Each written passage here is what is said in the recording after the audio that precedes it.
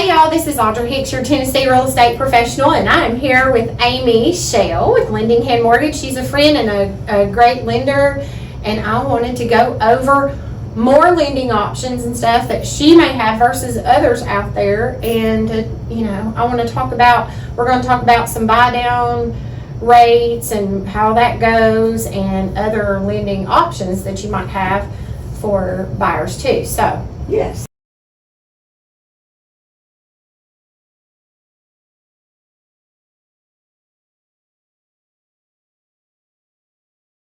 So you want to tell them who you are, which I just did, didn't I?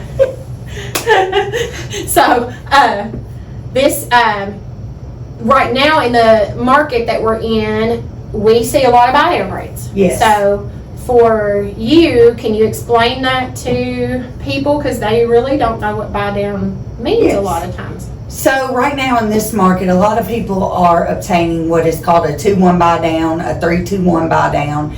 And what that consists of is the rate. It is a fixed 30-year rate, but for the first, let's say you do a 2-1 buy down, for the first 2 years, let's say your ending rate is 6 1/4. Your first year is 4 1/4, second year 5 1/4, then it stays steady at the 6 1/4. Yeah. But the good thing is you can refinance in the midst of this. Yeah. So you really have 2 good years at a lower payment to wait until those rates do come down to Yeah. obtain a lower fixed rate. So it's a great opportunity to get someone in Yeah. with a lower payment. So we've seen a little bit of a reprieve. Yes. Last week or Yes. whenever it was, where the interest rates have come down a smidge. So we're starting to see a lot of that. Where do you think the interest rates are going to go to?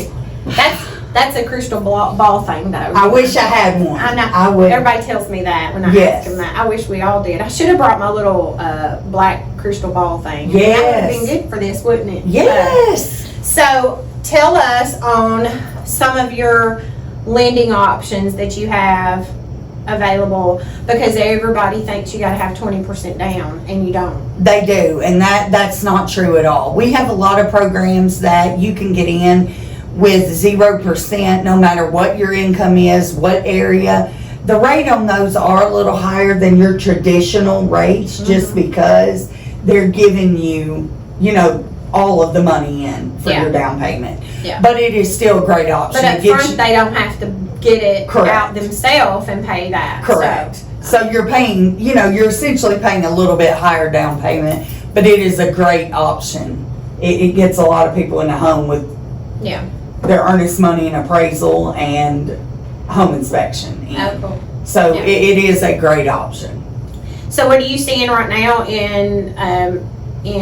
are you doing a lot more FHAs? Do you see the USDA still a Yes. lot? Okay. Tell us some of the different options you have. I think you do pretty much everything. I do. Because you're a direct lender and a broker, so you can Correct. have the best of both worlds. Correct. We have conventional first-time home buyers to a seasoned home buyer. We have great options for everyone. FHA, USDA, VAs. We also offer some non-QMs, which bank statement programs, and Non-QM meaning non-qual. Yes. Where non-qualified. you might be self-employed, right? But you have great deposits, Mhm. so we can do a bank statement program, or also we offer DSCRs for investors. Yeah, that's cool. So that is no income qualification, and What do you usually have to have for that kind of loan? What do you have to prove on that? bank statement. The property really stands for itself. Okay, that's what I'll. So whether you're doing a short-term rental or a long-term rental, the property stands for itself. To get the better rate on those DSCRs, you need to put down between 25 and 30%. Yeah. So it's mainly those. You don't have to qualify really, but the property stands for itself. So you pull and you know what the rents have been to Correct. know that it's going to stand for itself, and you're going to get that back and be able to pay the note and stuff. But you do have to have 25% down at Yes. least. So, or you You can can go do wherever you want. 20, Yeah. but the rate is a lot more favorable Okay. for a little more. Okay. The And more those you are put great down. for investors anyway. So. Absolutely, we do them all the time for people. Okay. investing. Cool. Whether you're doing like a Florida property or one in Tennessee, it's a great Yeah. option. So where all do you do lending? Just in Tennessee, or where No, are we you? have Tennessee, Florida, Kentucky, Alabama, Texas, Georgia. So we have a lot of states Okay, with Lending Hand. that's cool. And then how do people get in touch with you? Call Audra first. And That's then... right. Call Audra and she'll get you right in touch. You can always reach you on my cell phone, 615-426-4122. And it's Lending Hand Mortgage, and you're in Madison, Tennessee. Yes. But it doesn't matter where she's at. No. She's like realtors and real estate professionals or whatever, where we go everywhere. Yes. So, And I'm available all the time. So. yeah. She'll call you back or answer the phone, or you call her at 8 o'clock at night. We might talk till 11 or 12. I know. We're gonna figure it out. Yeah, we're gonna figure out what we need. So Yeah. she's there for you. And Lending Hand, that's what it is. She lends a hand and she's there. So. Yes. So I love that. So you get a person and not just these people that try to go to the online ones. How that works, when clients have ever done that, we end up having to get them away from that because they don't get that same personal touch, that same person. They usually go to whoever. And not all the time are their rates that great either. Right. So I would rather deal with somebody local, people that I know, like, and trust, and know that they're going to do what they say they're going to do and get them to the end, and then, it's all good. we want to hand keys over to Yes. clients at this closing table and stand over there and take pictures when we're done. So, Absolutely. That's our goal, is to get everybody there. I'm not saying that sometimes there's not, hiccups humps along the way. Yes, but our goal is to figure it out and get you to the closing table. Because you can do some people that not so great. What about credit scores? Like, where does credit scores need to be in order to buy a house? Some people think if they have 500 and something, they can't buy houses. No, you can buy a home at 580, and you can go below that if you have your own down payment, FHA, and can put down at least 10%. 580 is a good credit score just to get you, going. Yeah. To get some down payment assistance, you need to be a little bit higher than 580. But a good thing about us, we can look at your credit and we can kind of guide you to tell you, hey, if you do this, we can get you there. That's what I was going to say. When you pull their credit, you can actually tell them, hey, if you were to pay this off, then your credit can jump within a few days or a week or whatever. Yes. Y'all can rescore them. Yes, we have the ability to rapid rescore and to help get your credit up. Run a simulator to tell you exactly what you can do to get your score up. And that's always good. Yes. As long as they listen. Yeah, true. For sure. They gotta listen. Yes. And usually the real estate agent is the one that has to try to get them there sometimes. Yes. If you can't get them there. Yes. So, but yeah, you always gotta listen, trust in the lender, and be able to do what they say to get you there.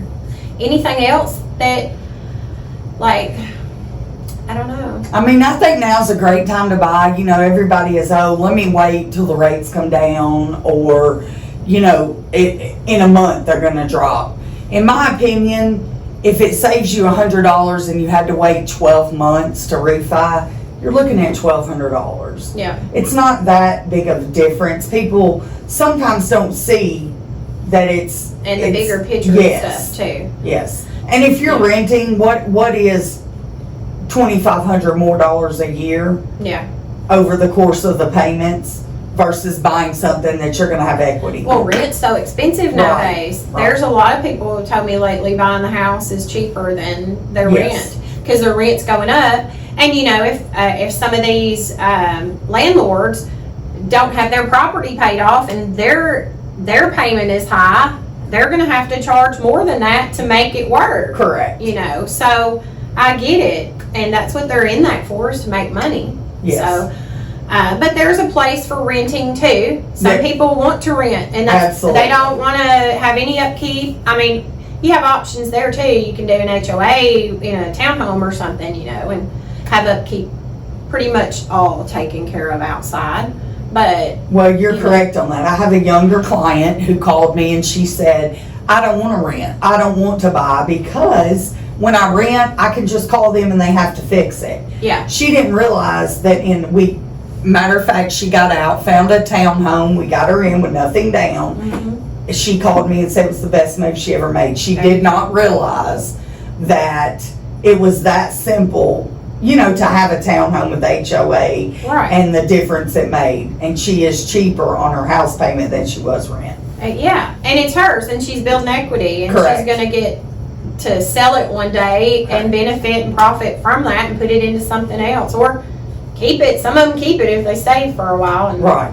have a rental, and then I think she'll Stay stay by. there forever. She Yeah. loves it. that's good. And I love to hear that too, Yes. because I love it. A lot of mine over the years have done that. So if they're like a single person that is trying to buy on their own and they don't want that upkeep, then it's like maybe you should, which I have the buyer's consultations here and Right. sit down with them and see what their top 9 is, to see what they want in a home. And that is a good option. Most of the time people are telling me, I don't want no HOA. And then there's some that still buying an HOA. So you never know. But it depends on how much that is, and plus DTI too. So Yes. we can't be always looking at an HOA if it's like 100. So let's explain that to people. A lot of people don't understand that. On your debt to income, what counts as that? Actually? So a lot of people, let's say your lender, if you go to any lender and you look out and they give you $350, that is an approval amount. Yeah, 350,000. Yes, if they are not looking at, if you're looking at a single family home and that's what they've approved you on, Yeah. and you switch to a condo, make sure that you recheck with them, because if it does have a big, let's say some of these condos are $350 and they have a $250 A month. Yeah. HOA. Yeah. Now, granted, the insurance is lower, but that $250 may kick you out with your debt to income. Right. And I always look at that, ask the lender, and make sure what Yes. they can do in an HOA. Because Yes. I never like to take anybody anywhere and get their hopes up on a house that they can't do. Correct. So that's where you have to have the communication open with the lender, know what they've already planned on, your taxes and insurance. Is there any room for that? You are going to answer us on that part to Correct. know how we need to structure the offer, or even whatever it may Yes. be. And I do like telling my clients that whenever they do find a home, call and let's run through a payment real quick. Yeah. Let's just make sure it works, because some houses the insurance is a lot more than what we Right. anticipated. And if Yeah. you're that close in loan to value, in debt to income, we Yeah. just need to know, hey, this will work or it won't work. Right. I learned a big lesson on some new construction in Clarksville. Yeah. Their new tax rate is super high on new construction, where on one that's already there, Oh, wow. it's not as high. Yeah. So I like making sure, On the especially new front end. construction, Yeah. that we're on the right path. I wonder why they are so expensive on new construction versus existing. I then. don't know, but it I is. might look into that and see, Please because do. I've got some under contract in Clarksville right now too, so. Yeah. Of course, it's an existing townhome and a single person that needed lesser maintenance, Yes.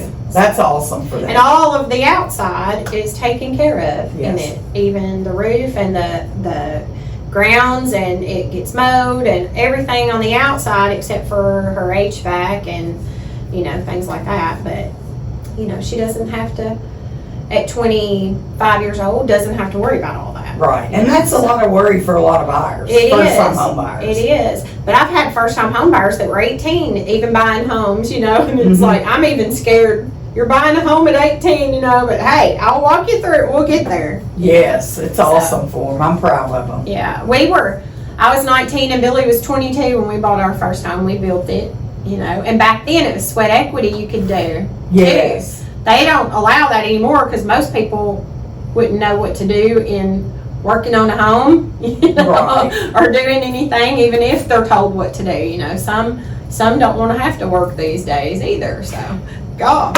trying to get them to do that would be another thing. Yeah. So that went away back in, that was in 92 when we first had our first home. So interest rates were like 12%. Isn't that crazy?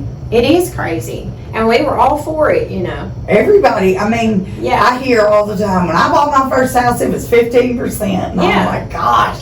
See, I don't think we were ever 15. I remember 12, and I remember when we got to refi it down to 6.6% at one point. I remember thinking, You hit the lottery. 6.6. Our payments going down a lot, you Yeah. know. And at that point, I mean, it did save us by refining and doing that by quite a bit, I remember.